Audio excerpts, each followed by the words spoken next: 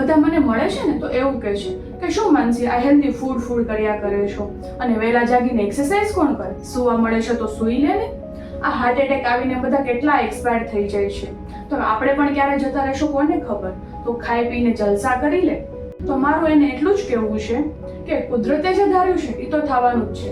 Heart attack સિવાયની પણ ઘણી બીમારી છે, ડાયાબિટીસ, બીપી, કોલેસ્ટ્રોલ, બોડીમાં ઇન્ફેક્શન લાગવા, જોઈન્ટમાં પેઇન થવા. ઘણા તો એવા લોકો છે કે આખી જિંદગી પેન જ કર્યા કરે છે, મને આ જોઈન્ટ દુખે છે, આ જોઈન્ટ દુખે છે, આંગળાઓ દુખે છે, આ દુખે છે, અને એના લીધે જ પછી મેન્ટલી પણ ડિસ્ટર્બ થવાય છે.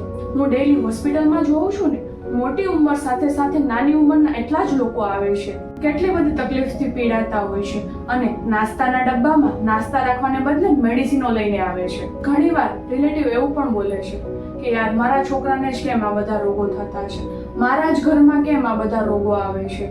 ઘણીવાર રિલેટિવ પોતાના પેશન્ટને આટલા તકલીફમાં અને પીડાતા જોઈને રડે છે અને ભગવાનને પ્રાર્થના પણ કરે છે, હે ભગવાન આટલા બધા પીડે છે એના કરતાં તું એને તારી પાસે બોલાવી લે.